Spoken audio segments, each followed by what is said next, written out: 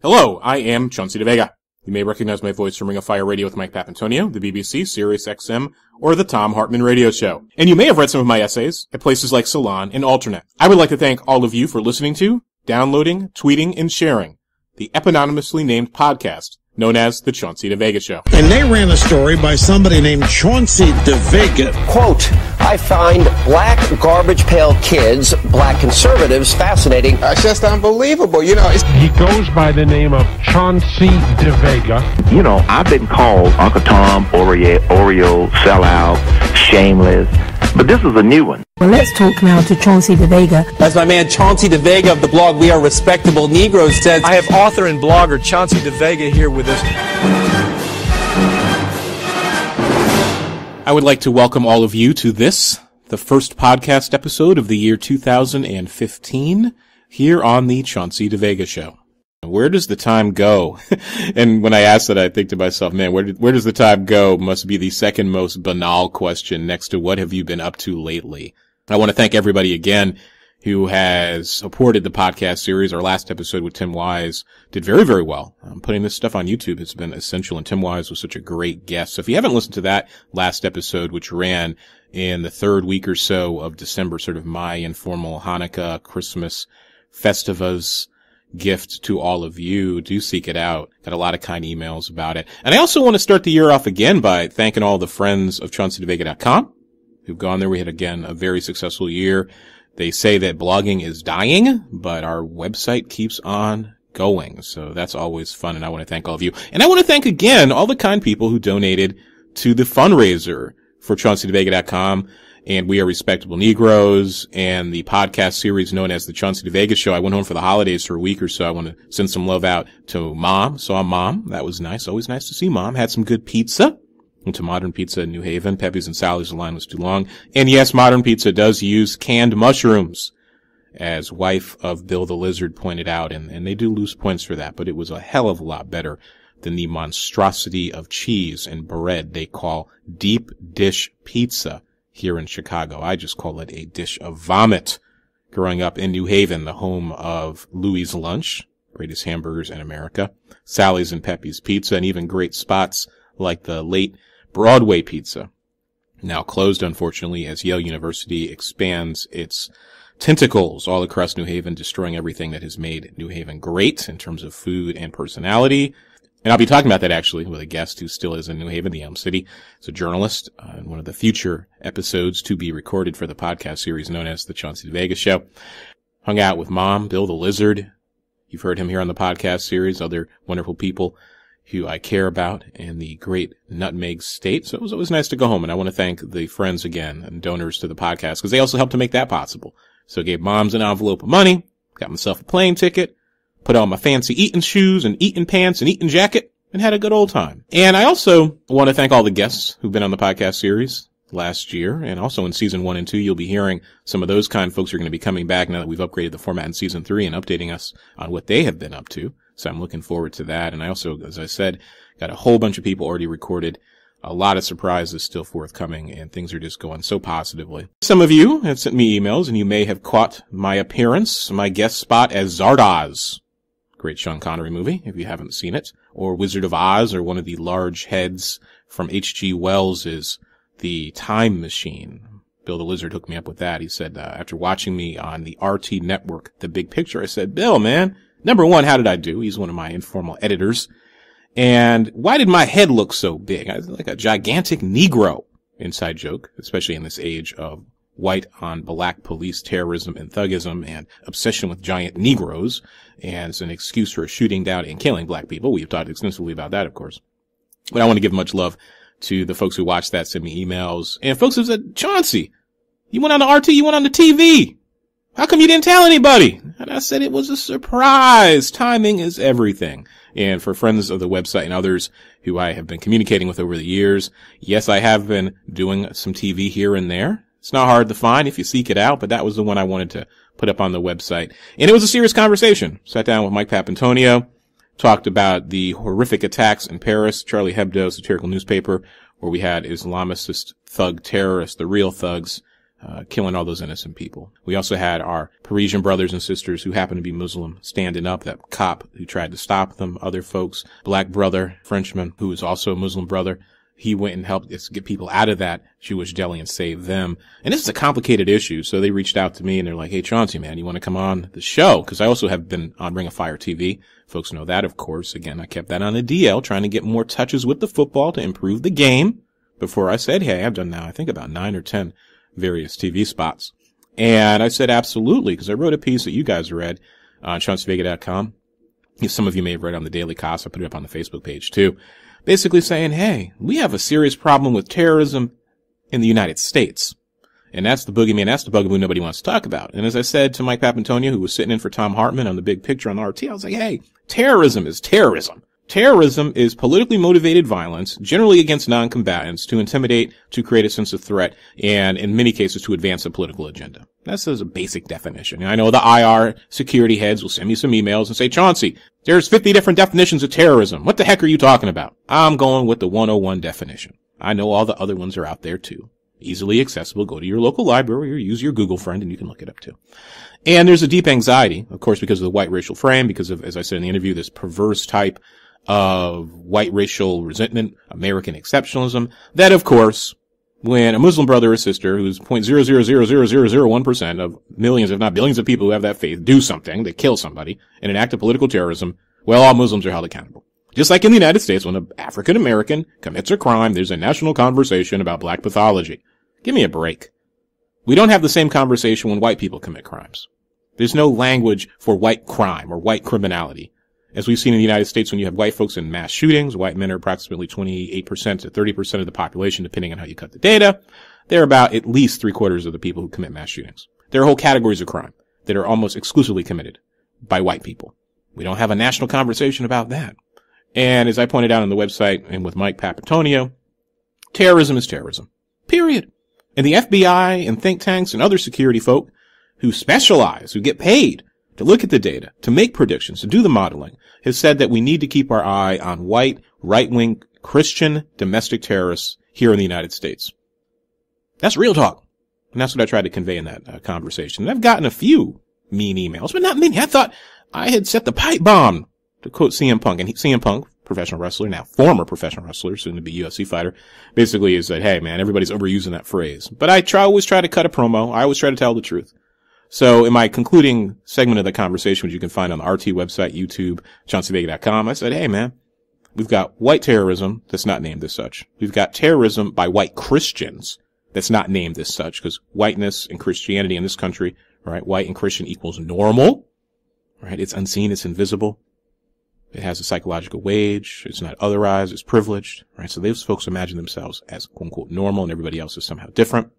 It's invisible, it's the sea that fish swim in. It's the air that folk breathe, especially those folk who are privileged, because privilege by definition is not something you think about, but you're mighty upset when it's threatened. That's why it's so difficult to challenge.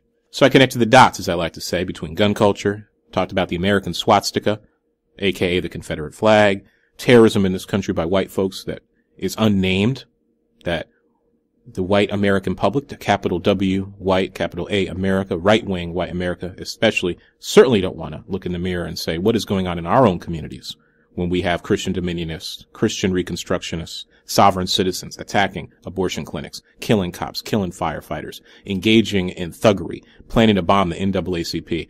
And look at what happened in Georgia last year. Totally under the radar, not covered by the mainstream media, where you just had a hearing about a cell of these Christian sovereign citizen types who had planned attacks around the Atlanta area that would have rivaled September 11th.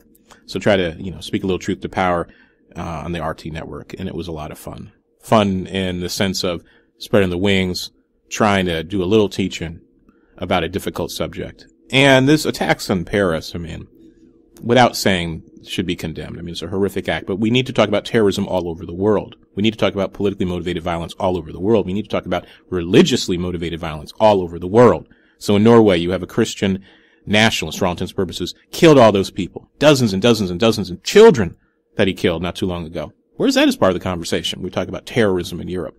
What about the savages, because they are savages, these Boko Haram thugs, killed 2,000 people, putting bombs on children? They need to be part of this conversation too. Of course, black life is cheap both in America and abroad. That's one of the paradoxes. That the black body has been used to extract billions, if not trillions and trillions and trillions of dollars of resources and wealth. Built American empire, built European empire. Never mind what happened in the Congo. Never mind what's still happening. But black life is simultaneously cheap on an existential sense. So a lot of stuff that needs to be talked about in terms of terrorism and violence across the color line, internationally, and in all places. But again, that conversation is not going to happen in the mainstream American corporate media. One of the things that's so frustrating about the Paris terrorism incident is that there are no easy solutions. So you have a set of options, and one of the great commenters and friends of the website, always dropping knowledge, as we like to say, the old school KRS-One sort of way, keeping with our hip-hop theme for this episode of the podcast series, and say we're going to be hyper-vigilant about people who happen to be Muslim who are inclined towards committing acts of terrorism. So you can have group punishment, which will actually make the problem worse. You don't stigmatize whole groups of people.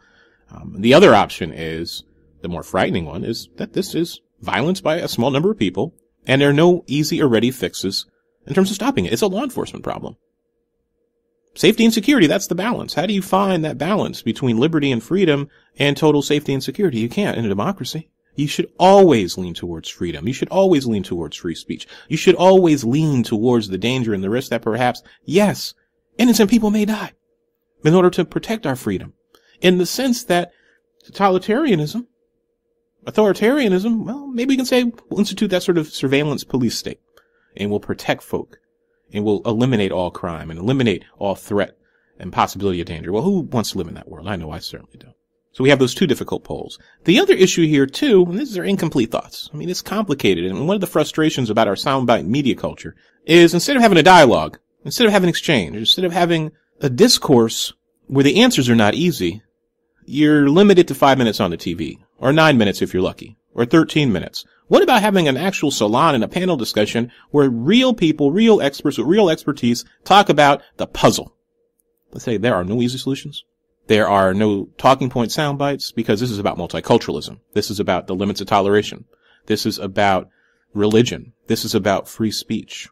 This is about safety and security. This is about the sort of society that we as cosmopolitan people would like to have. And what do you do with a bunch of pre-modern, pre-enlightenment thinkers who will kill you because you print an image, a cartoon version of their godhead? How do you deal with these people? And I think the left and liberals and progressives are really weak on this issue, because instead of speaking plainly, as I strive to do, you drain the swamp that encourages this behavior, you target these people, and you eliminate them with due haste and extreme violence, and you have a serious conversation about the systems of power that alienate and oppress people, both domestically and globally, that fuels and gives agency to this type of political violence.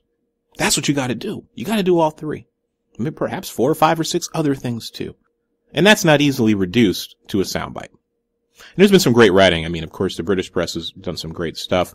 Al Jazeera News has done some great stuff on this. Salon, interestingly enough, had a really interesting piece about multiculturalism. But for my dollar, I really like, and I put it up on the website, the legendary graphic novelist and journalist Joe Sacco, his cartoon about satire. Because graphic novels and cartoons are more than words with pictures. They're art, they're literature. And Sacco really, I mean, I kept looking at that cartoon before I went on the RT to talk with Mike Papantoni on the big picture. Because it really spoke to me. It's powerful. And the idea of satire. And satire is a weapon that can be used by the weak against the powerful. But what happens when you're using satire like Charlie Hebdo has tried to do, sometimes successfully, sometimes very unsuccessfully, for my eye, in terms of the cogency, the sharpness, the subtlety of their critiques. When it's the powerful mocking, harassing, and stigmatizing people who are already marginalized, such as many Muslim brothers and sisters feel that they are in France and in other parts of Europe. Is that satire, or is that just kicking somebody in the stomach when they're down and using them as a step stool and mocking them? And not using humor and satire to comment on that which is not seen and that which is not heard. The best comics, I love this word, I love the Latin, Parisia. Right? Or is it Parisia? Again, I'm a product of a public school system in New Haven, Connecticut / Hamden, Connecticut. So please forgive me my pronunciation. The ability and willingness to tell the truth despite the consequences in a public way. So if you're going for the low-hanging fruit, the easy joke, well, it's provocative, but is it really insightful? And I think that's what Joe Sacco was trying to get at. And I think that's something we really do have to consider. But again, going back to how the left and liberals and progressives and others, I think, really fail on this issue, that annoys me to no end, is they're also not willing to say, hey, we're going to publish these cartoons. Why not? They're surrendering to the threat of terror. They're surrendering to the threat of violence and outrage. They're surrendering to thuggery.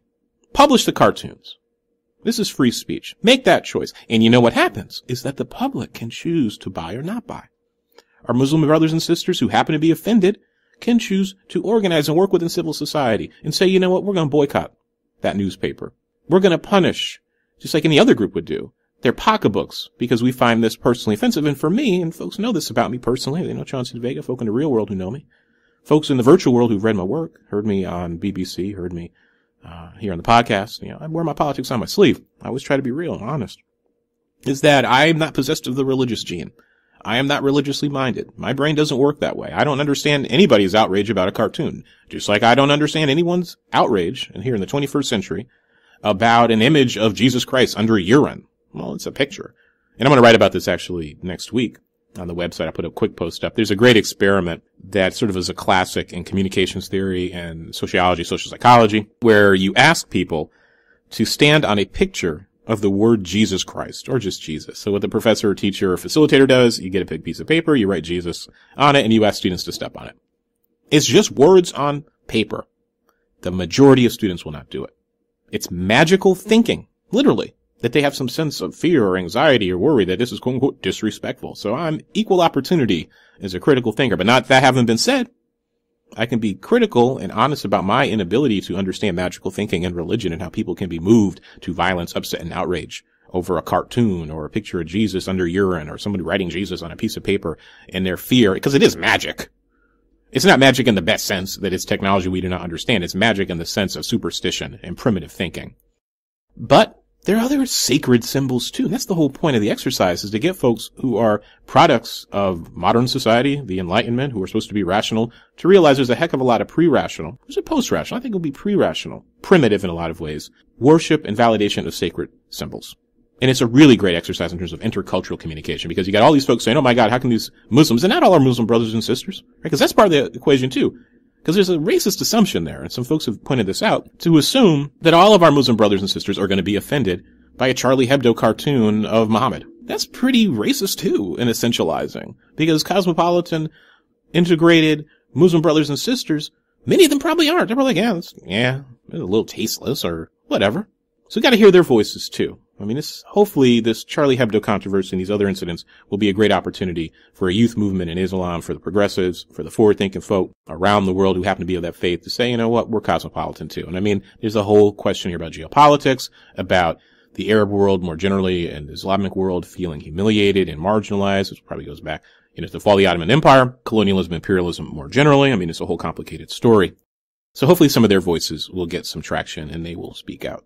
So, shifting gears, right? Talking about art and free speech and the artist. We have a two installment, depending on how you want to frame it, a conversation here on the Chauncey DeVega Show where we're going to be talking about hip hop.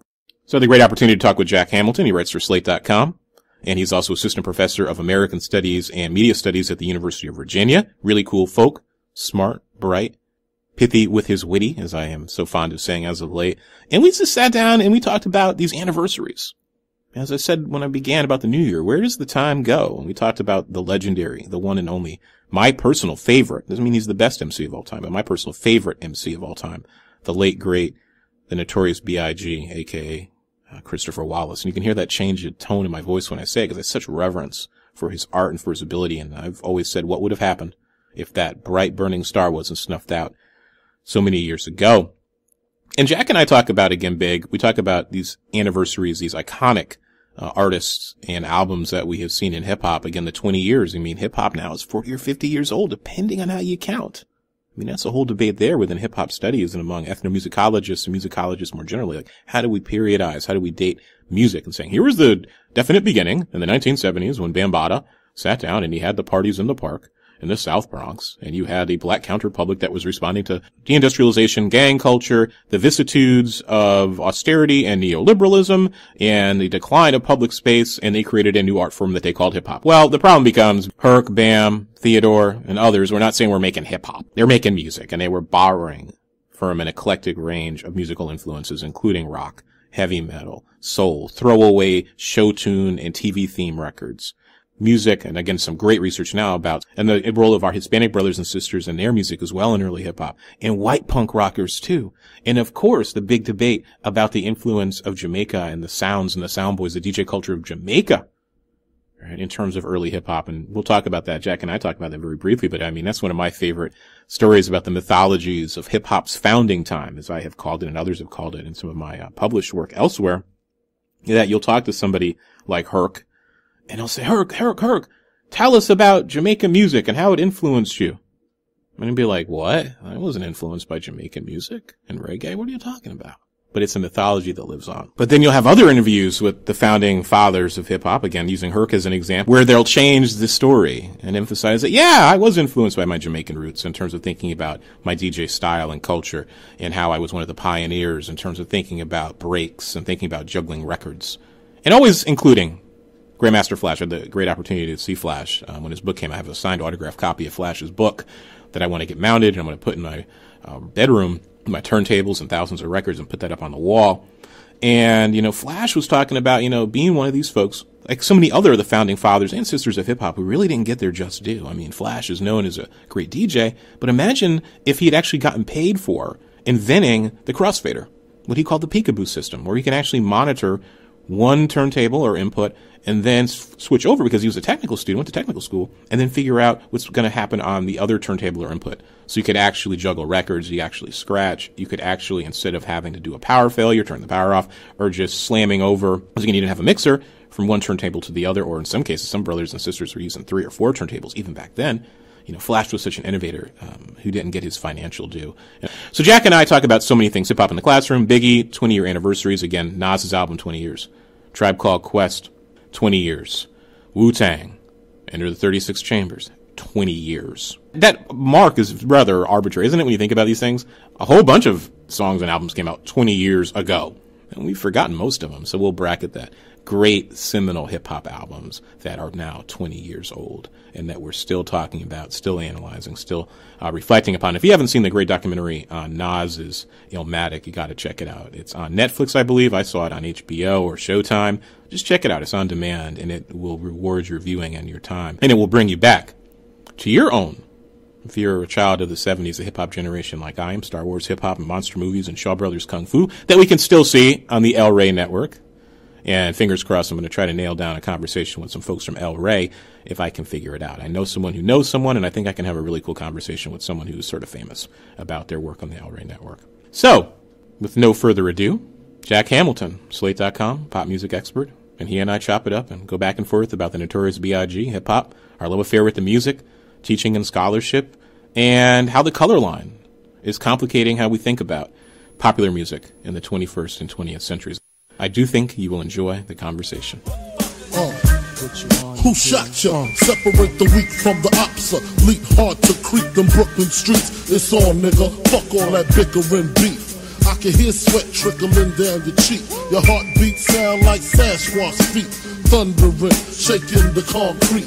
Then the shit stopped when I fall the plot. Neighbors call the cops, said they heard mad shots. Saw me in the drop, 3 1/4. Slaughter, electrical tape around the door. Hello, Jack. On behalf of the listeners and fans and readers of ChaunceyDeVega.com and We Are Respectable Negroes, I just want to take time to thank you for agreeing to appear on the podcast and sharing very generously of your time. It's much appreciated. I'm happy to be here. So, the universe is funny, and I was reading Slate, in September, Slate.com, great website, and I came upon your article on the 20th anniversary of Notorious B.I.G's Ready to Die. And I had 2 immediate thoughts. One is, my God, I got old. It's been 20 years, because I remember actually going to the record store and buying 2 CDs. There, immediately dating myself again. Ready to Die and Craig Mack's inaugural release. And I remember getting those 2 CDs, running for the bus in New Haven, Connecticut, right near Yale University, right by the Green. Mm-hmm. I tripped in the street. Miracle I wasn't run over by the bus. The Craig Mack CD fell and shattered. And I got, which is very sort of metaphorical for his career. Yeah, totally. I got big. I ran home, got on the bus. Cause again, we knew Biggie. Again, we'll talk about sort of, mixtapes and hip hop culture in the 90s. I knew him from The Source. I remember reading about him. I knew him from Mary J. Blige. A friend of mine who lived in New York had actually gotten me one of his underground mixtapes. And Biggie was so special because with the few verses he had, he sounded like no one before. Yeah. And I just knew I had something magical. And I remember running home, putting the CD in the multiple disc CD player my father had spent like $500 on, just listening to Biggie over and over and over and over again.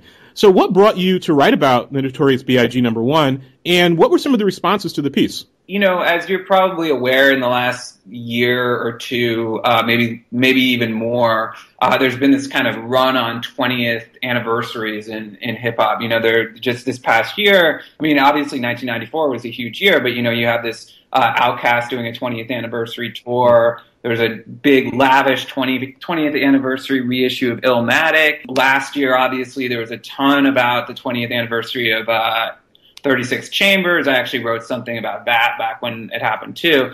Part of it was that I hadn't actually been super aware that there was the same amount of coverage, or at least just that there wasn't a concerted PR push behind the 20th anniversary of the album. And it seemed like a big one to sort of let slip by. But it also, I think I was inspired to write about it just because of the fact that it strikes me as an monumentally important rap album. I mean, I think largely because, you know, and I say in the piece, like, I don't actually think that it's the greatest rap album of all time. I don't really have an answer to that question, but I don't think it's ready to die, probably in the lengthy conversation of great rap albums of all time. I think it's possibly the most important, just because of the fact that I think that, it marks the emergence of Biggie, who I think is really certainly the most important MC of the last 20 years in the music, and probably the most important MC, period. I mean, just in terms of the level of respect that his name still commands, sort of in the music and in the culture more broadly. And he's also, ascended to a really high level of kind of American cultural iconography. I mean, just the fact that, just last year, or whenever the biopic came out, which was awful, but the major Hollywood biopic about a rapper who was shot when he was 24 years old. I mean, that's when you think about the people that get major Hollywood biopics made about them, you're looking at Ray Charles, Johnny Cash, I guess Hendrix now, although sort of in that movie, achieved a level of kind of cultural visibility that very, very few rappers had before or since. The early death and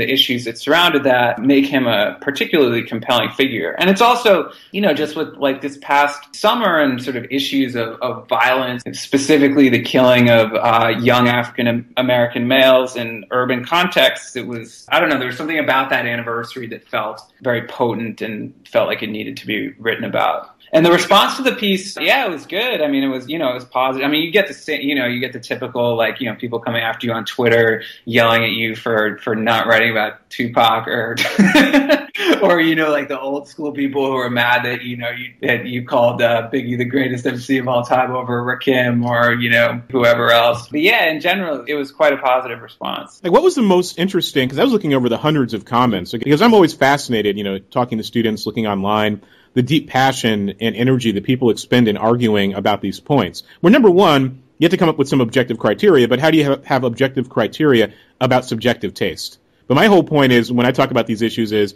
who are your top 10 MCs? Mm-hmm. Are you a tourist in hip-hop, or do you have a history? Have you expended the time and energy to critically think about popular culture in general? Because a lot of this stuff is just bloviating. So I was looking over the comments on your piece, and number one, I was dismayed by sort of the hostility that some of the comments channeled, because you dared to suggest that, number one, Biggie is an icon in American music. Yeah. And then a lot of folks pointed out, and, it'd be great if you could clarify this, how you formulated this conclusion, that Biggie, belongs in the same breath as Dylan, as the Beatles, as other icons of music. Part of it too is that, I think Slate is, I love writing for Slate, but this is not a sort of typical Slate article topic-wise. I think Slate's audience skews maybe not older than Biggie. I mean, because, at this point, people in their, 30s and 40s are certainly, I mean, it's like at this point, yeah, it's 20 years later. But yeah, I mean, I think I think the Slate readership is more of a kind of classic rock centric kind of demographic, or, interpret that as you will. But yeah, I mean, when I've written things for them in the past, I mean, I wrote a really long piece for them over the summer about Led Zeppelin that was probably better received. I didn't read the comments on that one either. but probably better received among Slate's readership, just because I think it's maybe might be more in the comfort zone of some people who are inclined to leave comments on internet pieces. I mean, in answer to the question of why I would put him in the class of names of people like Dylan and the Beatles, and I think I mentioned Aretha Franklin, and I mean, when you look at the importance that he holds in his genre, and the importance that his genre increasingly holds in sort of modern American, modern global culture, it's kind of undeniable, his importance, I think. I mean, I think that largely considered, I wouldn't say it's universal. Like, if you ask the polled serious hip hop fans on who the greatest and most influential and revered MC of all time is, he's probably the answer that you would get from a lot of them. And I think that is, just in terms of the level to which hip hop has ascended. I mean, it's, the fact that he died so young puts him in a different category than someone like Jay-Z, who's obviously had a much longer and more prolific career. And Jay-Z is doing things culturally as a rapper that we've never really seen someone from the music do before. He's at the White House. He's, hanging out with billionaires and mayors and things like that, which, Biggie never got to do. And I think that makes his sort of icon all the more unimpeachable. The fact that, you never had to sit through Biggie making a, album like Magna Carta Holy Grail, which is for some of us, not Jay-Z's finest moment. You don't want to hear, some of us feel a little uncomfortable about the fact that now Jay-Z is in his mid-40s and rapping about his art collection. It's particularly for people who love hip-hop and take hip-hop extremely seriously. He's absolutely on the level of some of those other icons. And, as the years go on, I think that status will continue to be more and more recognized. And you hit on something there in terms of thinking about one's career. Is it better to die young and never have had the opportunity to make that disappointing album? Or even think about, with movie stars who've died young. Sure. So, you get put on that pantheon, you get elevated to the level of artist when you haven't had a chance to grapple with failure. Several years ago, I had pitched a book proposal to the 33 1/3 series on the Notorious B.I.G. And I was sort of the victim of bad timing because they shortly thereafter the series ended, so they weren't really accepting anything new except what was already in the pipeline. Because Biggie, for me, is this fascinating figure, talking about Ready to Die, is, number one, an example through metaphor and storytelling, the bad black man, bad Negro caricature / cultural figure, thinking about this post-civil rights moment of black hyper-thug masculinity, the black counter-public. Because you can listen to, and we'll talk about this, Ready to Die is a complete album. Yeah. It's complete thematically. It's complete in terms of thinking about characters and storytelling and development and closure. Because, again, thinking about 20 years, you and I are roughly the same age, a few years apart. But if you're 17, 16, 18, or even 20, this is quote-unquote old school. And our old school was Run DMC and, Grandmaster Flash and the Sugar Hill Gang. So you have this whole generational tension. But I'm always surprised by how, number one, a lot of students who claim to be quote-unquote hip-hop heads, unfortunately have never heard of Biggie. All they know is Pac. And they immediately dismiss Big.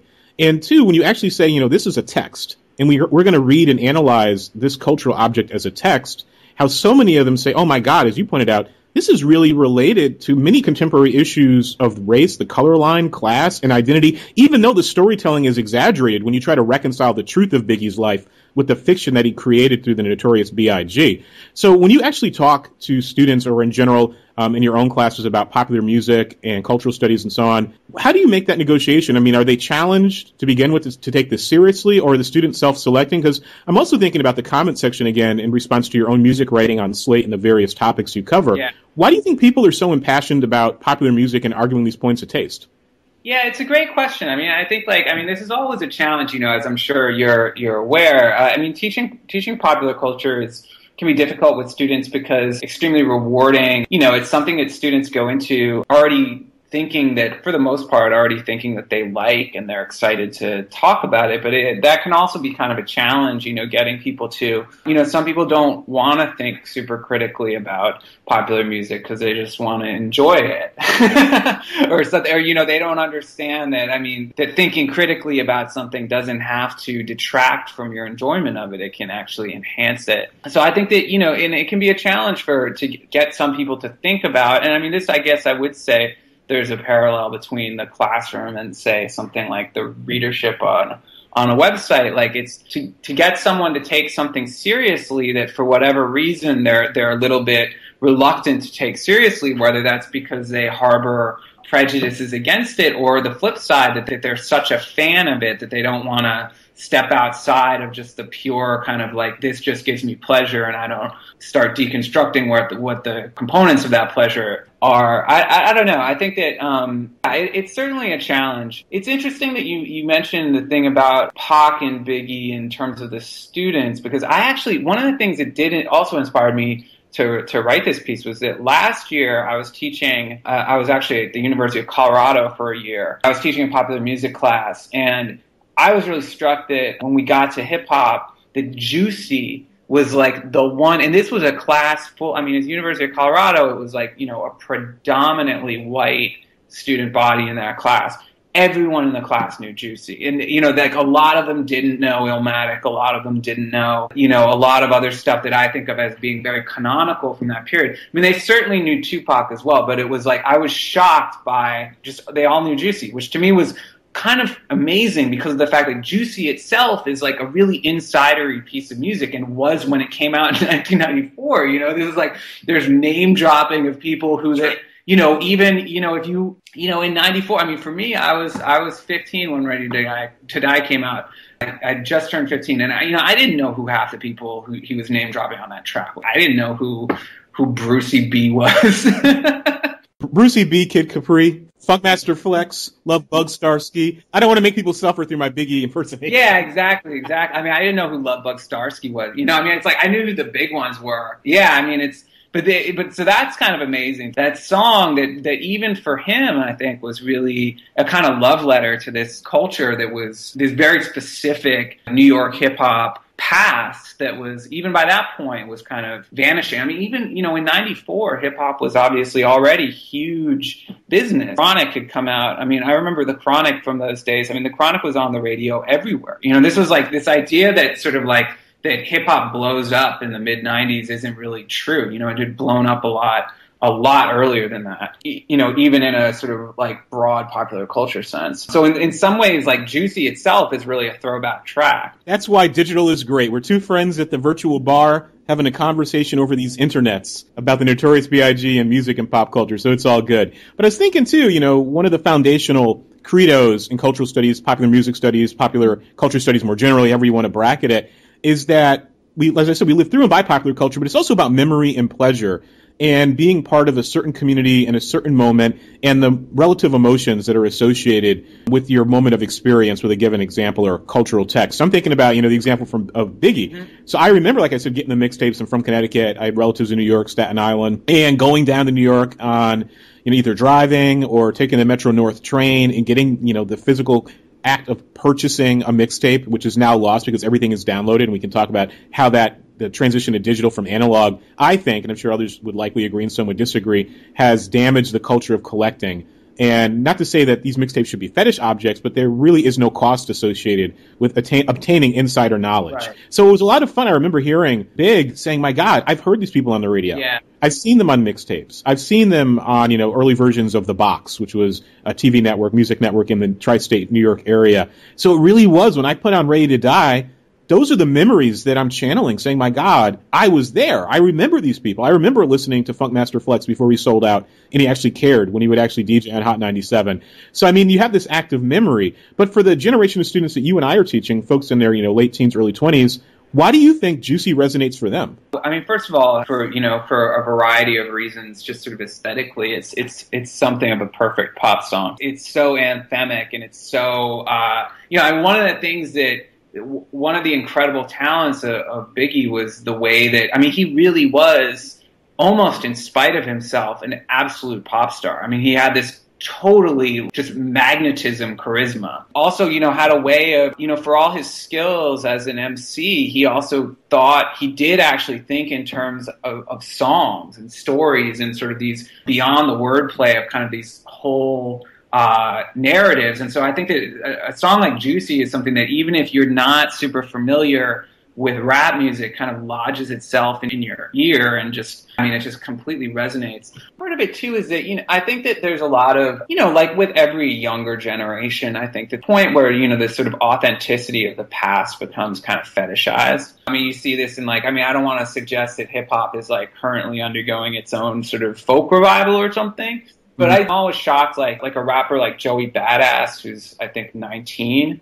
Like, I mean, that guy's music, I mean, it's like, I love his stuff, but it's like, it kind of sounds like he hasn't listened to any rap made after 1999 or something. and I think that a lot of younger hip hop fans, and I mean, I say this as someone who teaches a lot of them, like, I mean, a lot of them have this real incredible reverence for artists and musicians whom, even in their like sort of height of popularity, didn't have what they, I mean, I had a student who told me that she can't listen to any hip hop. It was like this weird categorical statement. She said she hasn't been able to listen to any hip hop since Jay Dilla died.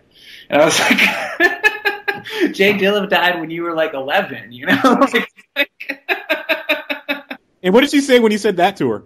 Did she turn bright red and say, I was just hyperbole because I'm making a claim on authenticity? Or she's like, oh, you're right, I haven't listened to anything since I was 11. Right. I guess she was, I sort of phrased that wrong. She said, I guess she claims that she doesn't listen to any hip hop made after that. You know, it's a weird thing. I think in the same way that for us, because I have those same memories, like I grew up in Boston, but I definitely, you know, I had friends who were from New York and, you know, listening to like DJ Clue tapes, and you know they would tape like cool. I mean, I remember the first time I heard Jay-Z, well before Reasonable Doubt. Was it before Hawaiian Sophie? I can't remember. It would have been, man, what year would that have been? 95 year. Reasonable Doubt is 96.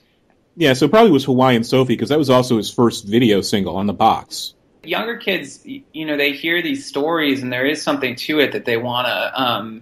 They kind of want to get back to that or something, or like, you know, it takes on this kind of mythic thing for them, you know, much in the way that I think that, you know, I think back to like when I was a kid and hearing the way that certain, you know, not all older people, but certain older people than me talked about music and kind of feeling like I wish that I could have been. Yeah, I mean, in hip hop specifically, you know, it's like I remember hanging out with older dudes and thinking like, wow, you know, it isn't what it used to be. I mean, and every generation probably says that, those young whippersnappers, because again, we're dealing with issues of youth culture and memory. Right. And I saw Jeff Chang, he gave a great talk here in Chicago about his new book, and he was talking about something you and I probably agree about, this idea of sort of fetishizing the quote-unquote golden age of hip-hop, or fetishizing and rewriting the circumstances around hip-hop's founding. So we have this mythic founding time with Bambaataa and Kool Herc and all the other brothers and sisters creating hip-hop before it was hip-hop, but then we leave out the fact that the drug culture, the gang culture, the robbery, the violence, and a lot of bad music was made then too. So I'm thinking, you know, because you write about more than just hip-hop, and you mentioned earlier, so in that same time period we had Illmatic, we had Tribe, we had Big, we had 36 Chambers, right? They're all coming up on their 20th anniversaries. Yeah. What do you think in terms of the idea that it's more difficult now? And you can correct me, you know, if it's just a problem in hip-hop or pop music more generally, in terms of making complete albums. Is it just the music business has changed, so you're not going to see complete albums like that? Because on one hand, I say, okay, maybe we don't have a golden age of hip-hop. Yeah. But as cultural critics and as fans, we should still be able to articulate the essential differences, not talking about pleasure, between, you know, Rakim and Big and their deft lyricism and artistry and metaphor use and cadence and meter and rhyme control versus someone who I just find utterly talentless and despicable, like Chief Keef here in Chicago in drill music, which I just, as a hip-hop fan, I'm like, I don't know what that is. I know 12 and 13 and 14-year-olds like it, but it's not hip-hop as I understand it in terms of thinking about those criteria as the basis by which we judge the art. How do we negotiate that? In terms of the album thing and, you know, where we're at now, I mean, I think a lot of that has to do with, I mean, you know, just the music industry has just been in such a kind of prolonged state of crisis. And no one really knows what, like, where even it is, where music is in terms of kind of media. Something that's been really interesting to me in the past however many years is shift back from, because, you know, pop music really until the 60s, really not until the 70s, was such a singles-driven medium. Start to see that move with, like, big shift that's often cited is Sgt. Pepper's Lonely Hearts Club Band, which comes out in 67, and the Beatles didn't put didn't release a single behind it. I mean, which they were able to do only because they were the Beatles. As the 70s move on, the album becomes kind of the artistic benchmark of authenticity. Real artists make albums. And obviously this is something that's also sort of inherited from jazz and sort of older forms. But early hip hop was much more of a singles-driven medium than an album-driven medium. I mean, I think you have this really interesting golden age of the hip-hop album that, I mean, I don't want to, like, I'm just sort of speaking off the top of my head, but it's like, I think it's really sort of mid to late 80s till the late 90s. You have this, like, glut of just absolutely classic hip-hop albums in terms of, like, kind of, cohesive, just long-form LPs. And then now it has gotten kind of back to, like, maybe not single-driven is kind of the wrong word, because it's not like people are going out and buying 45s or something like that, but there is something that, like, it's become a lot quicker. It's much in the way that in the 60s there was such an emphasis put on kind of the prolificness of artists. I mean, one of the things that I find really interesting about that period is that, you look at the output of someone like the Beatles or the Rolling Stones or, like somewhere like Motown, it's just insane, how much music was just being put out constantly. And then I think people got away from that, where for a while, I mean, particularly in a genre like rock music, where someone like a band like U2 will take like 10 years in between recording albums, which I don't think is great for music. I think that music is something that should always belong to kind of the young and the hungry and the people who are out there. But yeah, I mean, I don't, to answer the question about the album thing, I don't know. I mean, I wonder which young artists are putting a lot of stock in creating albums. I imagine that some of them actually know this, some of them are, just having heard them talk about it and stuff like that. I mean, not to keep coming back to this, but, someone like Joey Badass or someone like Action Bronson. It's like Action Bronson has still not yet released an official album. Or Jay Electronica. Right, exactly. And I think that the reason for this is that there's this Action Bronson, I think, wants, when he does release his official album, for it to be monumentally great. You could argue that he should just put something out. I mean, but that's the thing. It's like, he does put out a lot. I mean, like, all these guys are prolific in their own ways. One of the problems with it is that, it's like albums don't sell anymore. I mean, to go back to an album like My Beautiful Dark Twisted Fantasy, which, has received critical raves and, produced a number of hits. That album didn't sell that many copies. I think it went platinum, but I don't think it went double platinum. Like, I think that Kanye West's sales figures in front of me, but I would absolutely bet that College Dropout and Late Registration and probably Graduation all sold more copies, probably far more copies than My Beautiful Dark Twisted Fantasy. And I think that largely has to do with the fact that, people aren't buying CDs anymore. Do you think folks are overstating the case? Again, going back to, I don't know if it was Bourdieu or somebody, one of the contemporaries of Bourdieu, thinking about the relationship between the means of mechanical production and the type of art that's produced. So a lot of folks are saying, with the transition from analog to digital, it's number one, changed listeners and users and creators' experiences. Do you think that's overstated in terms of its impact on the music market? Again, just being practical. So when you can have 10,000 songs in your iPod or on your telephone, that's a different experience in terms of the relationship between, back in the day, not too long ago in the 70s, my father was telling me how they used to have turntables in cars, and you'd have these gyroscopes and these elaborate gyroscopes to keep the record from skipping, and you could only bring so many records in the car. You'd have one crate maybe, so you were actually invested in that music in a different way. So, I mean, is the digital analog divide and how it's changed the music business, is that overstated? I don't know. It's a great question. I guess the short answer is that I don't know that we know yet. So, one of the things that's interesting is that, vinyl records, I think at this point, are almost never going to go anywhere. I mean, it's like, I think vinyl, this is a cliche to say this now, but it's like, vinyl I think is more popular now than it was 20 years ago. I mean, part of that, is obviously that it sounds fantastic. There is an aura of kind of authenticity to it. Have value as aesthetic objects in a way that CDs and cassettes never did. It's drastically shifted the way that we, the way that we listen to music. The fact that now we can carry around, I mean, my iPod, I have one of those like 160 gigabyte iPods, and it's it's pretty close to full. I think I have like 30,000 songs on it, which is insane. You know, like it's just like, I mean, there's literally music on my iPod that I have never heard before. And it's, you know, and one day I will hear it, but it's like, I mean, I was someone who was something of a holdout in terms of buying an MP3 player, you know, and I didn't get one until the mid 2000s. And what caused me to get one was that I was someone who would bring those big Case Logic books of CDs with me wherever I went. You know, I had a Discman or, you know, like the good old days. Right, exactly. And I remember I went on a trip at one point, was actually in Memphis, Tennessee, and rented rent a car. Had the car for like 5 days. Went back to New York where I was living at the time and realized that I had left literally 500 CDs in the rental car.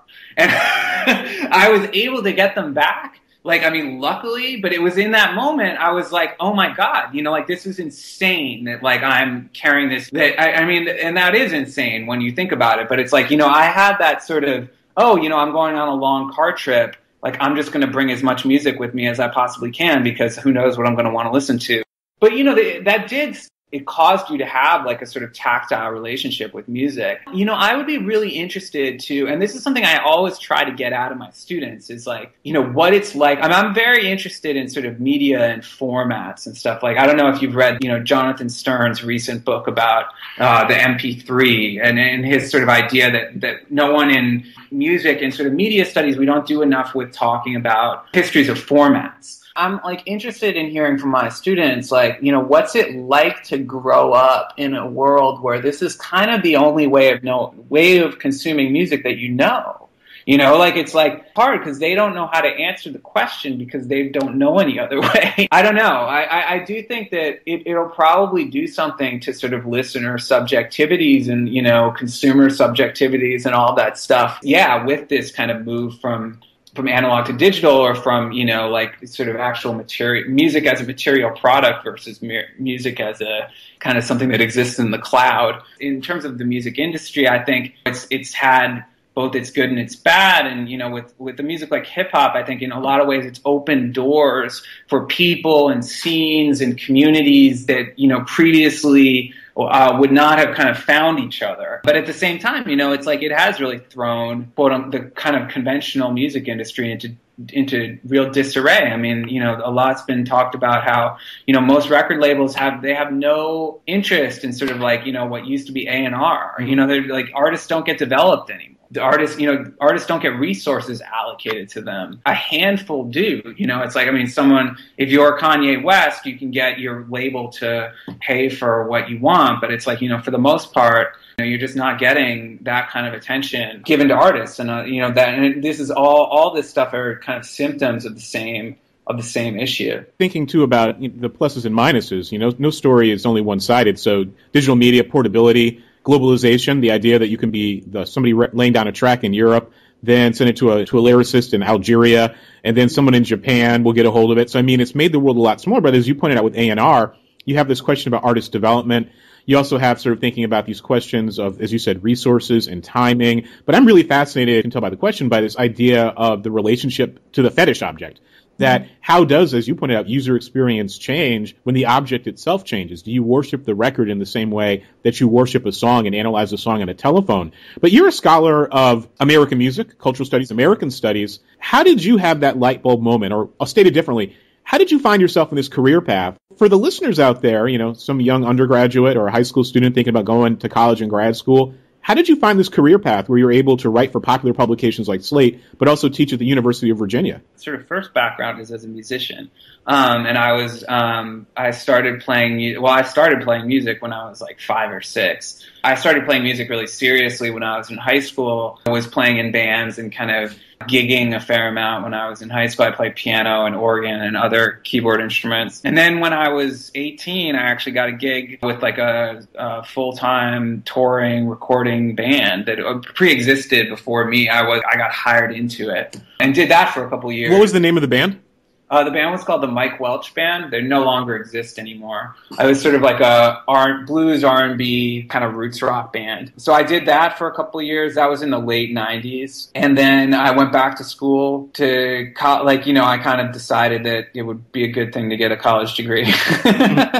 So I went back to school, and then actually I went to NYU as an undergrad, and kind of almost by accident sort of fell into music journalism. I'd say by accident in the sense that I had gone back to school, and within a friend of a friend was working for a now defunct hip hop magazine called One World. Do you remember that magazine? Vaguely, it sounds familiar. It had been started by Russell Simmons. Basically, I think, as I understood it, Russell Simmons kind of for a brief moment wanted to make a magazine that would compete with Vibe, and then basically lost interest in it. But I knew I had a friend of mine was the managing editor of it, and so she gave me an internship there when I was in college. I had no experience; they were just looking for people to do stuff. But I was obviously a huge hip hop fan, and just was like, cool, that sounds like a fun thing to be involved with. And and that sort of got me into the world of kind of thinking about writing about music. And so I did that for a while. Not that I wasn't there for very long at that magazine, but then I spent a while kind of freelancing, and then I got frustrated with I'd always been interested in music from a historical perspective as well as kind of a contemporary perspective, and I got kind of frustrated with that there weren't a lot of opportunities to write about music from a historical perspective in sort of mainstream media, like freelance assignments and stuff like that. So I was complaining about that one night, I remember, to one of my former professors from undergrad, and he suggested that I go to graduate school for American Studies. Or he didn't suggest American Studies. I think initially I looked at ethnomusicology programs and stuff like that. But then, I went to, but that ultimately is what led me to graduate school. And then, I was just really lucky that I landed with PhD advisors who were super supportive of doing a project that was sort of, to this day, it's writing about popular music in academia is not always the easiest path to take. Not something that has the same kind of pedigree and sort of disciplinary history as a lot of other things. Because you have a lot of work to do, because, I'm in the same boat as a fellow traveler, because number one, in the hard social sciences, you have to, political science, especially sociology, you have to, number one, do the hard work to show them that popular culture matters. So you have that argument. Then you have to bring in your own interdisciplinary priors within the existing conversations in your discipline. And then you have to push that home and hope that the few folks in your boat who are competing for the even fewer number of jobs, we're not going to knock each other out. So on one hand, you'll be the person be like, wow, this person does something really interesting. But then in that hiring meeting, when they look at the vita in your letter, what about the other old guard people who are like, nah, this isn't real political science or real sociology or real American studies? I've been extremely fortunate to land at the situation that I've landed in. But my job is part in American studies and part in media studies. And I'm lucky that, I happened to come into this at a time that media studies at the University of Virginia was looking for someone that did sound and did music stuff. They didn't have anyone that did it. So that made me appealing to them. And then it was an example of everything that's kind of working out. So you'd mentioned earlier, your career as a music journalist and working in that space. And as I'm sure you know from your own writing and research, one of the huge controversies, especially dealing with African-American music and ethnomusicology, is this idea of gatekeepers and who actually gets to frame the narratives and stories about Black music. And probably world music and other types of music, too. So if you look at the racial geography of the music business, who owns the corporations, who were the A&R people, who's deciding who gets radio airplay, et cetera, those folks very often don't look like the publics to which they're selling the music, and certainly don't look like the artists themselves in terms of their racial or ethnic background. So, when those spaces, what was the racial geography like? Was it a same old story of white gatekeepers who are deciding what type of Black music or what types of Black musics are going to be considered appropriate? Because you see that a lot, and it's one of the most heated fights in terms of jazz, historically, and also with hip-hop online. So, what was the racial geography like, and how do you locate some of these discussions within your own research and thinking about music and popular culture? Yeah, these are questions that are sort of just constantly recurring, and they just sort of, it's just kind of cycle throughout. It's one of the kind of predominant stories of American music, kind of writ writ large. I mean, I think, there's a lot of different ways to sort of go about doing it. A lot of it speaks to sort of a fundamental problem. I mean, like, even just leaving aside for a moment the sort of the racial aspect of it, like, a lot of it has to do with sort of the fundamental difference between critics and producers of culture, that it's like there's always this kind of this tension between who's making it and who's speaking about it, and it's like who, how someone is characterized and what a lot of times artists are not super psyched to, have people sitting around interpreting their work and, publishing. People who write about culture can wield a tremendous amount of power, oftentimes more than they think that they wield. But in terms of, the sort of gatekeeper issue and the racial side of it, it's extremely tough. As a white writer who writes about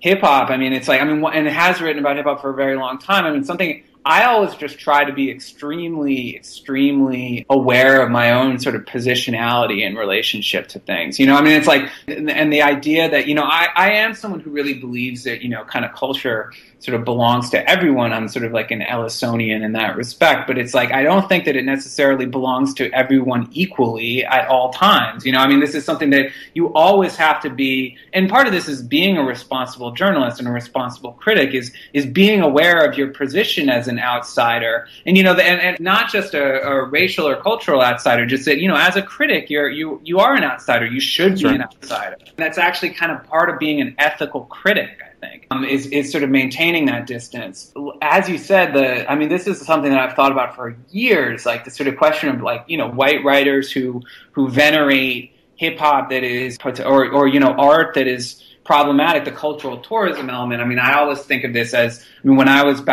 a journalist, it's kind of the heyday of Dipset.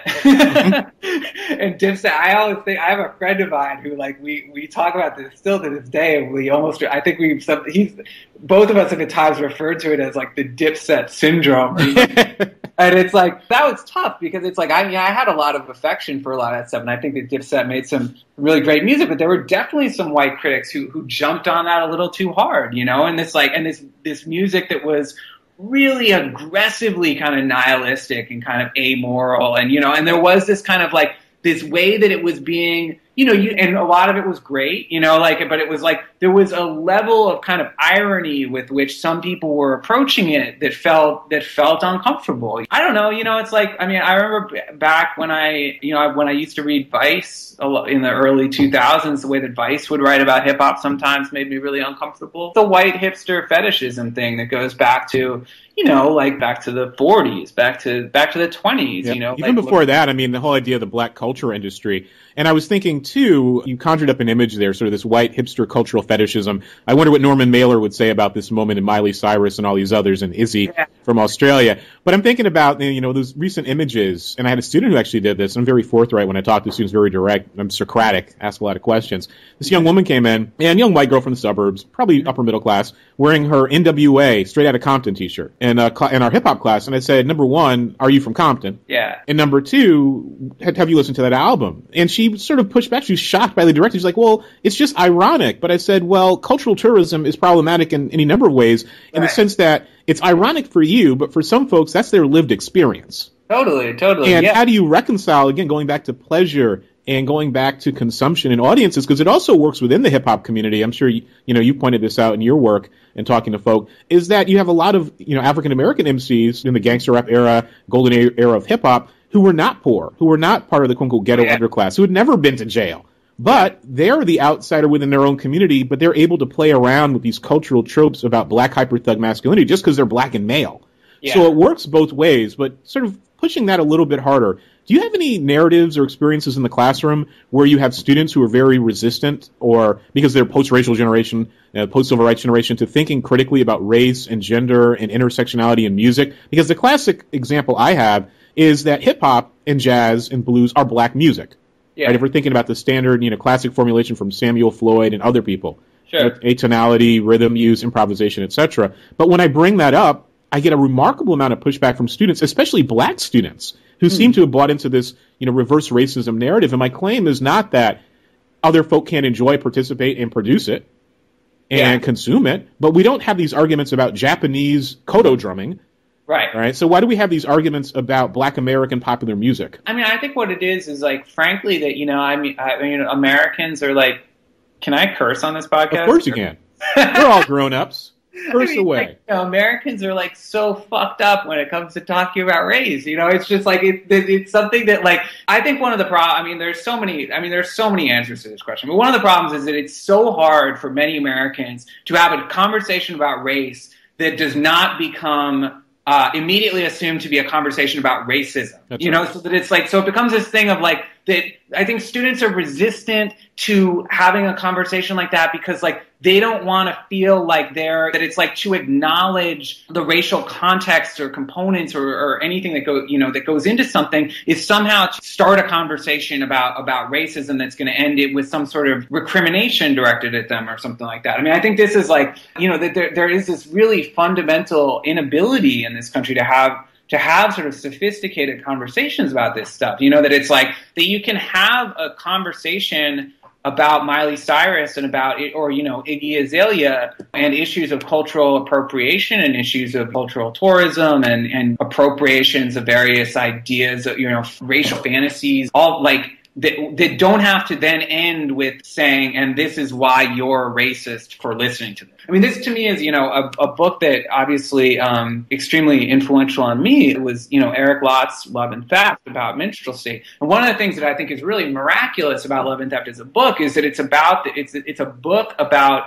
absolutely horrifically racist cultural practice that actually manages to not be a book just about racism. It's a book about how race inflects culture, and it's a book about race and culture and about an incredibly racist cultural practice that is not just about racism. That it's about how culture impacts the way that we consider these sort of categories and these ideas that we have about what it means to be white and black in America, or what it meant to be white and black in America in the 1840s. And so these are, when you bring it to students in this current day, this isn't an original observation, but it's like, I think that for whatever reason, I think that having an African-American president has actually, I think we're weirdly living in the most racist time in this country in the past, 30 years or something. I mean, it's like unbelievable to me, this sort of resurgence of a really open white hostility that was not even, didn't feel like it was present under Clinton, or certainly not under George W. Bush. This sort of like crazy white defensive resentment kind of backlash mentality that's extremely disturbing, infuses a lot of kind of cultural discourse around these issues. I mean, I also think to defend the students a little bit, I mean, not to like, by all means, one of the things that I try to do in my own work is treat all of these instances, guilty of this because I just said this a few minutes ago, that this is sort of like repeating cycle. It is a repeating cycle, but it's also not a repeating. All of these instances are sort of historically specific, and they're all, even just something like hip hop. And the sort of, it's like someone like Iggy Azalea is very weird because it's like, she's Australian and she's in this, and she's in this very specific kind of Southern hip hop thing. And, hip hop itself is a music that, unlike the blues or, unlike 50s R&B that gets co-opted into white rock and roll music, it's like hip hop has this extremely strong Caribbean strand to it hip hop is really a product of a very, very specific set of historical circumstances and a very, very specific kind of alignment of cultures that hadn't actually really happened in the United States previously to this. I mean, hip-hop is as much, I think, really about, decolonization of Jamaica and sort of the aftermath of colonialism in Jamaica as it is about, sort of the post-industrial condition of the Bronx. I mean, like, all of these things are sort of feeding into it. It's a long, long story. I love the work of, someone like Samuel Floyd and stuff like that, but I do think that there's been this tendency to sort of flatten out narratives of African-American music and see sort of everything that happens in African-American music as being this sort of unbroken trajectory that either, fits into like a metric like the ring shout or, something, a vague sort of idea of call and response or, what signification theory. Like there's all this sort of, there's so much diversity in it. I had to write an essay when Gil Scott-Heron passed away for a transition And one of the things I wrote about in that essay is that, like, Gil Scott-Heron's a guy who like, no one really knows what to do with. We call him the god, like a godfather of hip hop, which he denied. He was, in his lifetime, kept being like, don't call me that.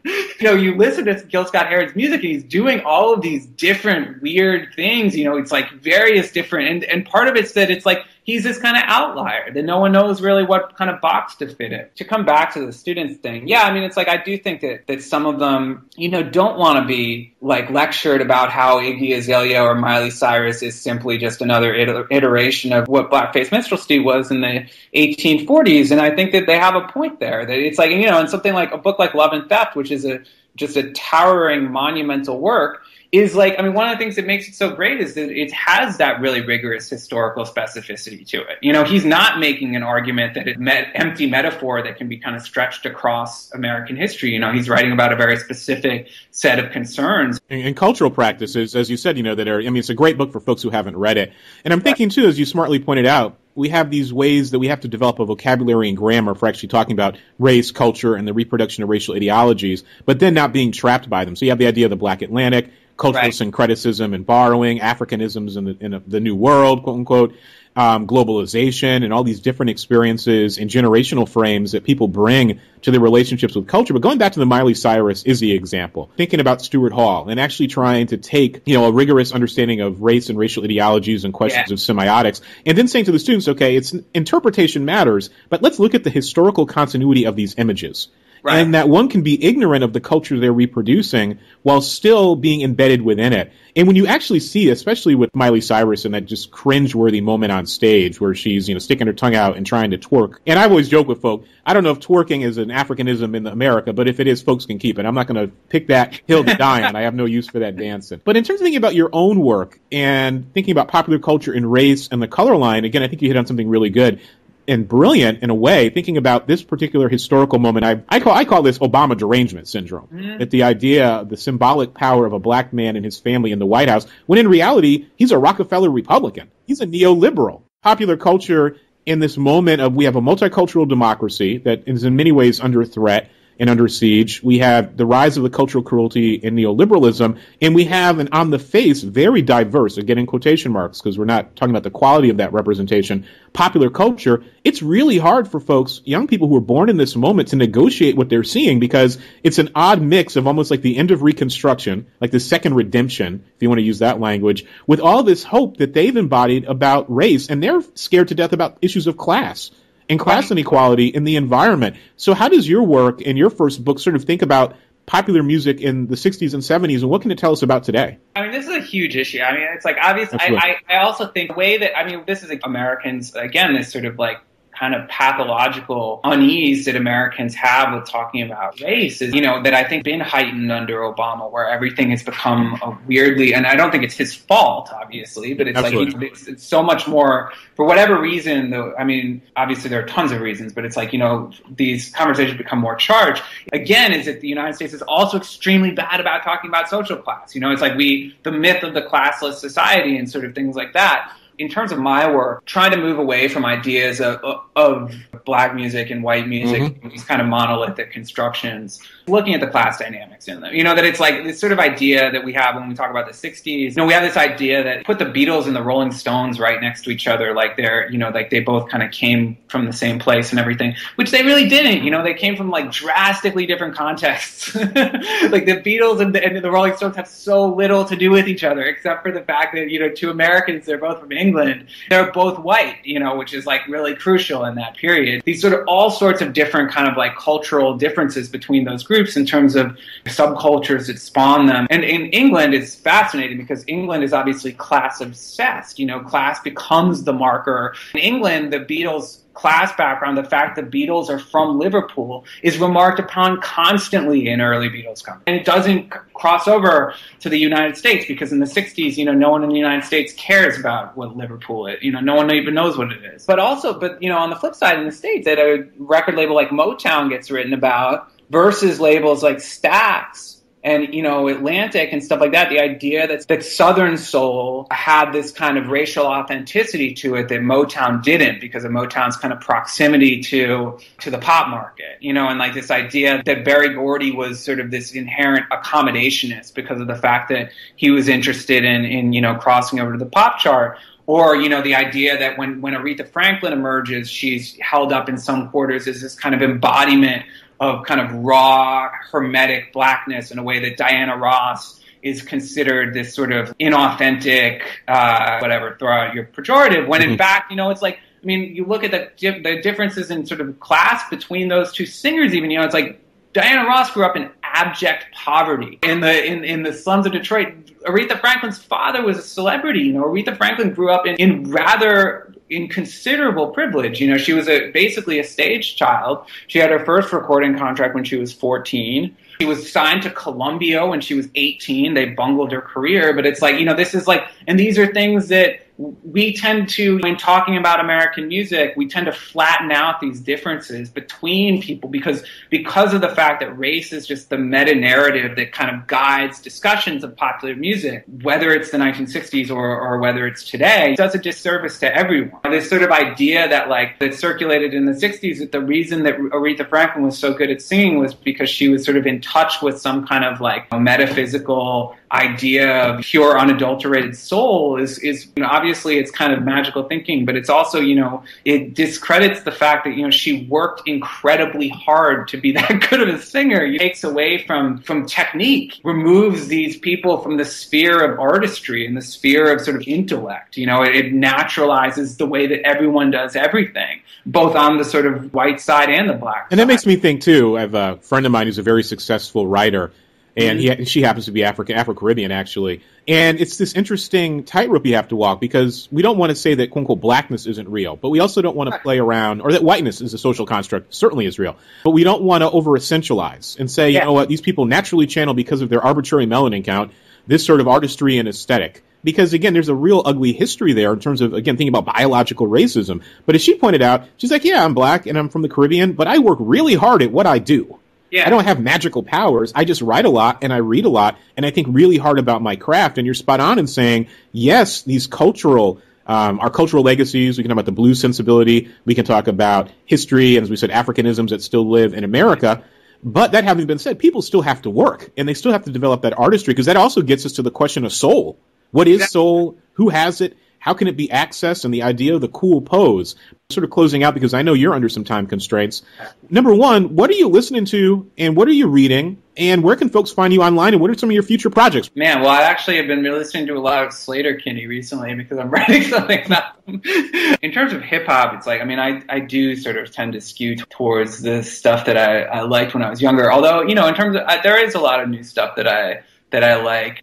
So I actually have a copy of Jeff Chang's new book that's sitting on my coffee table that I've been sort of flipping through. I've been reading his book, Who We Be. And how is it compared to his first book? It's really good. It's not what I was expecting, kind of going into it. It's a lot looser and sort of more discursive. I think I was expecting. I'm really enjoying it. I actually think that it'll be a real boon to people who teach about this stuff, because it's written in a way that's very kind of fun and playful and obviously incredibly smart, because he's a great writer, and it's like, and he has a real way of writing about these like complicated issues in a way that is really, easy to grasp. I also have been reading a fair amount about reggae recently. I have a feeling the next project I do is going to have a fair amount to do with that, or really with just sort of Jamaican popular music in sort of the post-60s era. So I've been reading Michael Veal's book on dub and a couple of sort of like broader histories of Jamaican music, one of which is quite good. Lloyd Bradley's book is reggae music, which is, I think, sort of the... And are folks still sort of paying homage to Dick Hebdage's work?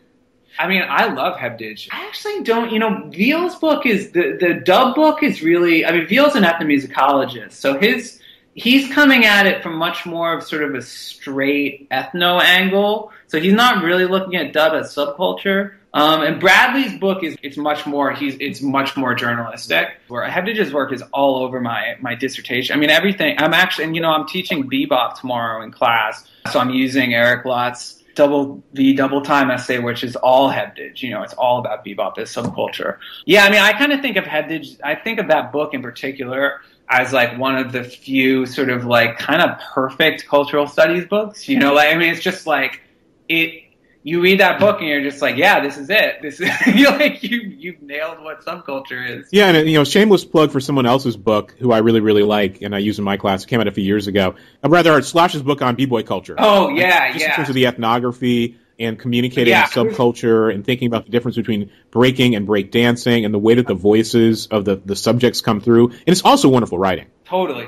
Yeah, his book, also his book on hip hop production, you know, making beats, his first book is the best book that's written. I mean, it's shocking to me. I mean, to this day, it's still really, I think, the only book length, like really good book length tape, massively consequential subject. I mean, this is like a problem, I think, in sort of kind of hip hop discourse, both popular discourse and scholarly discourse tends to really, really overly focus on lyrics in hip hop. You know, this is something that, and there really has not been enough work done on sort of production aesthetics and the way, you know, the massive amounts of this music that don't actually have to do with rapping, you know. That's right. I mean, they're also, I'm sure you've read it too, you know, this is always the fun thing. We have fellow travelers going back and forth comparing books or giving each other recommendations, parodies of ownership. Yeah, about sort of borrowing and the law and copyright issues in music and musical production is also a great read.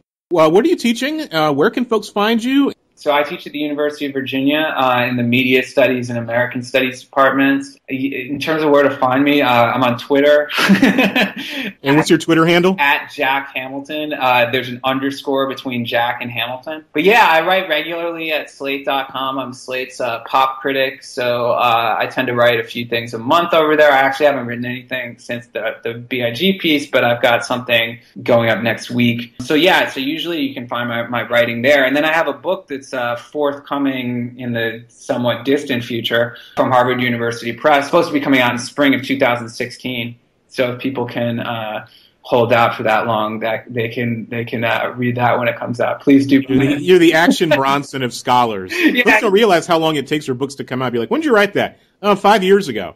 And that's really a challenge, too, for folks who do work in popular culture, because what you're writing about has already changed by the time the book comes out. Yeah, for my dissertation, I did write about the 60s, so hopefully not too much will change with the 60s. As long as there aren't Doctor Who-esque Terminator time travelers looking up the timeline. But then that begs the question about paradoxes and would your book have been changed anyway because the past had been changed. But Jack, I want to thank you one more time for being so generous with your time with the podcast series here on We Are Respectable Negroes and ChaunceyDeVega.com. I mean, I learned a lot, and it's always great to talk about hip-hop and Biggie and music, culture, race, and everything else that we sort of touched upon. So I just want to thank you again. Yeah, thanks so much for having me.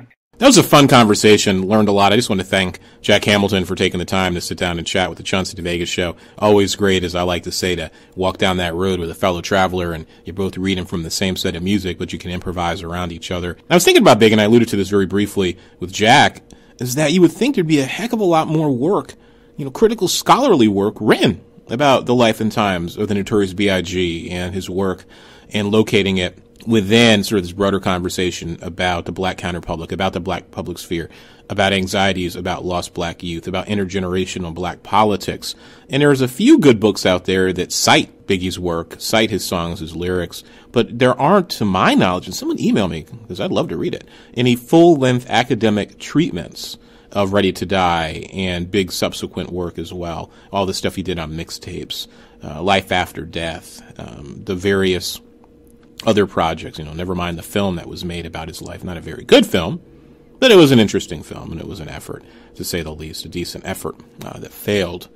But I was thinking, I'm smiling here again, dating myself, thinking about this 20-year anniversary, because music really is like popular culture. We live through it, we live by it, and a lot of it is just generational.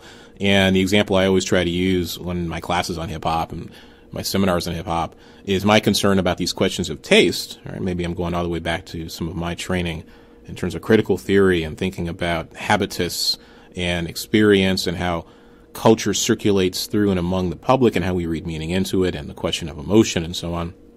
Never mind Dick Hebdage's great work that Jack and I also talked about very briefly. He does a great job in cut and mix and other work, really nailing the Stuart Hall as well. Never mind the Essential Bordeaux. That right now, there's some teenagers, just like I was a teenager some years ago, and you ask them, who's the greatest MC of all time? And they're going to rattle off a list of stuff that's just from the now because their experience is limited. And this paradox, they got the world at their fingertips, but they don't have anybody to give them any guidance. They're overwhelmed with information, but they're not given any context. So as I was saying a moment ago, my concern with sort of these questions of taste is that you need to know the difference between a Big Mac and filet mignon. And we got too many folk right now who just listen to commercial hip-hop or even underground hip-hop or stuff they find online, and they don't have that refined palate. And there's some really interesting, good stuff out there. I mean, Kendrick Lamar, of course, Action Bronson, Killer Mike. You can think of some other folk who are making really interesting. Kid Cudi, of course, Ghostface Killer, if you haven't gotten Ghosts.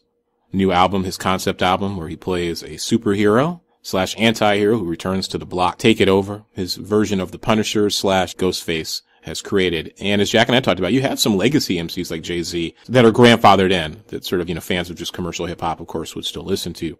But we've got so many folk out here who have not refined a palate. You hear them on the bus. And I mean, some of the most pathetic things I've ever heard are in public transit, where we have the product of the 90s, these 90 babies, 2000s babies, who were trying to have quote unquote ciphers. And if they had gone back to New York or anywhere in the East Coast, circa early 80s and mid 80s, even late 70s with that mess, somebody would have knocked them upside the head. And you just sit there and you shake your head and you're like, oh my God, this is some of the worst stuff I've ever heard. And it's just sort of the lowering of standards across our society. Me and Gordon Gartrell have had this conversation. I'd say you can look at the decline of hip hop, the rise of Sarah Palin, and the embrace of mediocrity, and you can trace it all the way back to that moment when we started giving kids trophies for failing, when we stopped keeping score in soccer games, where we started embracing micro-celebrity and selfies and the idea through reality TV show culture that everybody is great. And what happens when instead of watching Jordan play basketball, you lower the standard and you say, wow, I can be Jordan too. And you lower the bar again, and you lower the bar again. And then you have sort of this radically democratizing rise of technology that allows anybody to participate in the creation of art and culture. And of course, art is a reflection of the technology that is used to make it. So this radical democratizing through the internet, to cheaply available consumer technology, has some good upsides. Obviously, we're sitting here chatting on the podcast, all the cool stuff that can happen in terms of resistance, in terms of organizing, in terms of communicating. But it also has a downside, that you lower the bar of entry so low and so pathetic that anybody with a basic amount of skill can get access to it. And then you commodify it, you process it, and you sell it. But again, there was a book written, I think it was in the 40s or 50s, probably maybe the 60s, somebody can look it up, called How to Write a Hit Song. And pop music is just mechanical reproduction, right? It's the culture industry 2.0. And it's still here, reaching back to Adorno and their arguments. So upcoming episode, I had to sort of wax and wane there a little bit. I was thinking about our conversation in hip hop and how we think about taste in music. So saw Top 5. I mentioned it before, last episode of the podcast before the new year. And that was a great movie. I saw it again. I saw it twice with moms. I'm going to see it a third time. I've got a coupon. I'm going to use that to get in here, see that movie a third time for free. And there's nothing more awkward than being in a movie and there's a graphic sex scene, comedy or not, and everybody is laughing and your mother is laughing with you. That's how you know you have really grown up. Because I remember when I was about 7 or 8 and Eddie Murphy was on Saturday Night Live and he had that great skit on the trampoline where he was wearing a diaphragm, and I heard my parents laughing. And I came in and said, ooh, what's so funny? And my father's like, look at that, it's funny. And my mother's like, that's too mature for you, go back to bed. And now moms and I are laughing about Cedric the Entertainer and Chris Rock having a threesome/foursome with 2 women of low repute. Yes, I said low repute. Repute is one of my other favorite words, along with lascivious. Again, not pronounced lascivious. Say it with me. Lascivious. Another awkward moment in Top 5. Again, sharing all the business about my trip home to the Nutmeg State, made possible in part by the friends of the Chauncey DeVega Show, ChaunceyDeVega.com. Thank you again. When you're sitting with your mom and 2 people are having sex in a movie. And it looked pretty good because that was my woman, Rosario. Lord have mercy, Rosario's a goddess. You know my crush about Rosario. God almighty. If God made a woman in his image, as the ideal mate for a man like me, it would be Rosario. Okay, had the vapors. I'm looking for the fanning couch. I'm trying to get my composure here. So there's a scene in the movie, and my mother says, that's not realistic. And I almost wanted to ask moms, tell me what realistic sex looks like, please. Thank goodness I didn't. So smiling as I relay that story. I had a good time at Top 5. And of course, since we're talking about hip hop, we have to do the whole Top 5, because in the movie, it's a trope. Every black person, brown person fan of hip hop, at some point in their life has had to defend their list their tastes, their interests in top 5, the top 5 greatest MCs, groups, or other of all time. So I will just give you my top 5. It does change from time to time. It's a lot easier to do top 10. And criteria, I guess, would be, of course, my own personal investment and taste in these groups. And we can talk about lyricism, metaphors, dexterity, storytelling ability, cadence, what we loosely call flow, their ability to summon metaphors to tell wonderful stories. So for me, here are my top 5. And also given some weight to their importance in hip-hop as a culture, as music, in terms of its development, trajectory, and art. So number 1, of course, would have to be Rakim, because Rakim is the very definition of an MC. Rakim made everyone before him obsolete, and he is the standard by which everyone after him should be judged, to borrow from Chappelle's observation about Pryor and the definition of genius. Now, once you get from number 1, it gets a little muddy. Do you look at sort of pure MCs and the founding moments of hip-hop who are also creating the foundations of sort of style and form and East Coast hip-hop in terms of saying this is what hip-hop sounds like, this is what cadence and flow should be, and how do we innovate around it? So here's my 4, however controversial they will be. I always put Big as number 2. Some would put Pac. I go back and forth. I think Biggie is a better pure MC, and for my eyes, a better storyteller. Pac was great at both, but Biggie's a better MC. That's just my taste. That's why it's called the top 5. Then we got another toss-up. Do you then do, so we have Rakim, Big, Pac. Now is it Nas or Jay-Z or Nas? I know my list is sort of conventional given my moment of birth. I'd have to say for longevity, for just impact, storytelling style, cadence. The man is a dynasty, thinking about his career, and one hit after another. Jay-Z, of course, had great album after great album after great album after great album. He was a New England Patriots there for a second in terms of his run. So for me, it's Jay-Z, then of course Nas and Illmatic. Because if you think about Nas, he's another great what-if story. If Nas did not take that horrible detour when, after Illmatic, he quite frankly tried to reinvent himself a bit. I understand the stress of the artist. I understand that anxiety. And he did this whole sort of hybrid confused album where it's part, sort of thug nonsense, but mixed in with great songs like, he's talking about what it's like to be a gun. And you have this tension, young, mature Nas, and you have all the stuff he had dropped on mixtapes. And then you have the second album, which is just a hot mess. I mean, it's one of the great missed opportunities. And then, of course, Nas tries to battle back with great albums like Stillmatic. Then he has the unreleased quasi mixtape that was released commercially. Then he has, recently he's been pushing back again, trying to reestablish his trajectory. And that's why the documentary is such essential viewing. I mean, it's a lot of fun. So send me an email, ChaunceyDeVega.com. You can hate on, complain my list. And then when you fill it out, you got Ghostface Killer, of course. You got Andre 3000. You've got Eminem. Eminem has to be on the list. And you have so many others that then become matters of taste and argument. I'll throw a curveball at folk. Cool G Rap should be in anybody's top 10, I would suggest. Or you're doing a top 15. Cool G Rap has got to be on there. AZ should certainly be on the list. Maybe you want to fill it out if we're doing top 20 with Old Dirty Bastard. Interestingly enough, ODB is a pure MC, a pure storyteller, frenetic energy, a car accident waiting to happen, a superhero of sorts. And we'll talk about that story. That's the next installment here on the Chauncey DeVega Show. So we're doing Biggie. Then the week after that, I'll be talking with the great Mickey Hess, who has a new book out about Old Dirty Bastard, his life, his experiences, his times. And Mickey and I just chop it up. We have some really cool stories in common about hip hop, about moments of loss and coming back to what you know, thinking about that moment when Old Dirty Bastard passed away, what was going on in his life and mine at the same time. My father had just passed away. He had also suffered a loss too, when we both retreated to music. To start thinking about how we grounded ourselves. In Old Dirty Bastard, I won't call him by his government name. We know him as Russell Jones, of course. Old Dirty, all his names, Big Baby Jesus. Wu-Tang is for the children. Never forget that. And I said in the podcast with Mickey, and I was in college, and Old Dirty's solo album came out, and my nickname was Old Dirty Bastard. And it's funny because it was from women who I was involved with, who liked me, and who were friends, or who I dated, or who went on Space Mountain a few times with Chauncey DeVega. So I don't know if that was a good thing or a bad thing, but they said it with affection. Or maybe it was my frenetic, crazed energy that I channeled Old Dirty Bastard.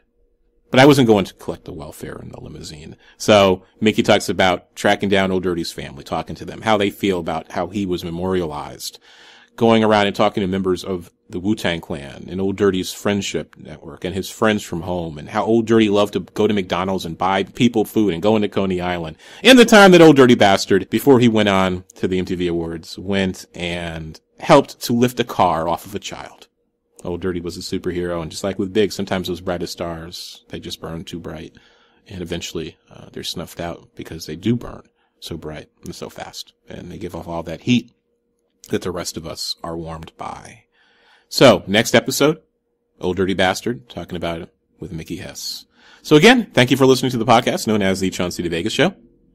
Do be well, be happy, be good to each other, take care of your friends and your pets, and try to make the world a better place. And as I always say, thank you for tweeting, downloading, and sharing the podcast. It means a lot to me. We're growing, we're getting stronger, and it really is a labor of love. Next episode, next week, on Thursday, again, trying to keep to that schedule, we'll be dropping the interview with Mr. Mickey Hess about Old Dirty Bastard. So take care of yourself and be well.